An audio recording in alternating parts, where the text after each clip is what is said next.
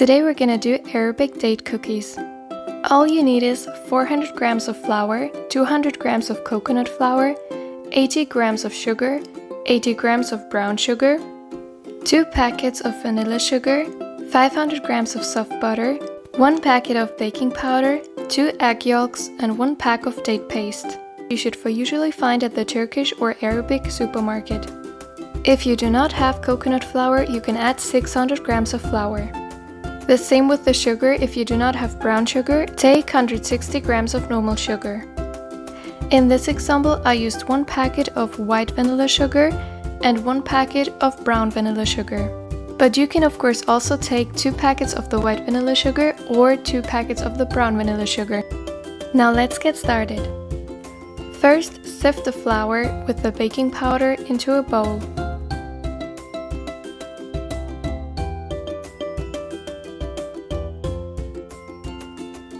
Then sift the coconut flour as well into the bowl.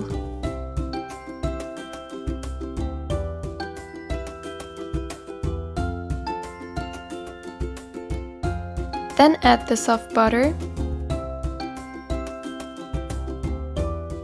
the white sugar, and the brown sugar.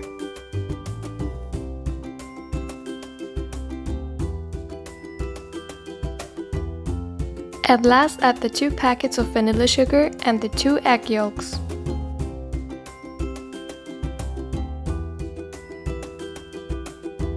Then mix it well. The best way to do it is by your hand. You can use some gloves to prevent that the dough will glue in your hand.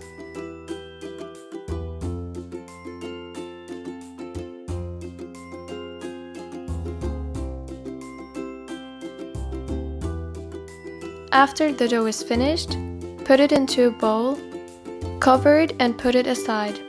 If the weather is warm, put the dough into the fridge. The dough has to rest about 30 minutes. So now you have time to do the filling of the cookies, which is the date paste. For that you simply need the date paste and a little bit of flour. Take a small piece of the date paste and put a little bit of flour on it. Then shape the date paste into a ball. The flour makes shaping easier and prevents gluing. The date paste balls should have approximately the same size. They shouldn't be too big or too small. You probably will not need all of the date paste.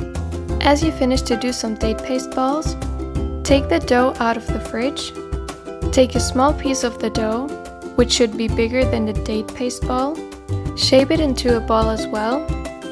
Then gently shape it as shown in the video.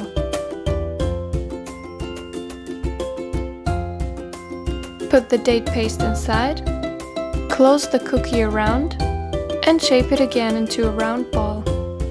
This process you repeat until the dough is gone. And as I've mentioned before, if you still have some dough left, but the date paste balls are gone, you can use the rest of the date paste to do some new date paste balls. Once you finish the cookies, put them onto a baking tray. Then push them to make them flat. But be careful to prevent that the dough is ripping. If you see some rips in the dough, then roll the cookie as shown in the video, to close them up and to make sure that the filling stays inside.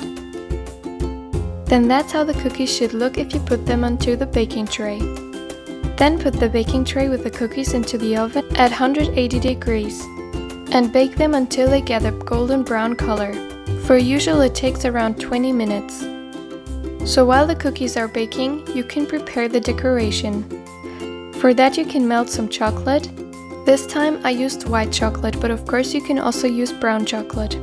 Once the cookies are finished, take them out of the oven, let them cool a little bit down, then start decorating them. Put the upper side of the cookie into the melted chocolate, then put some nuts above.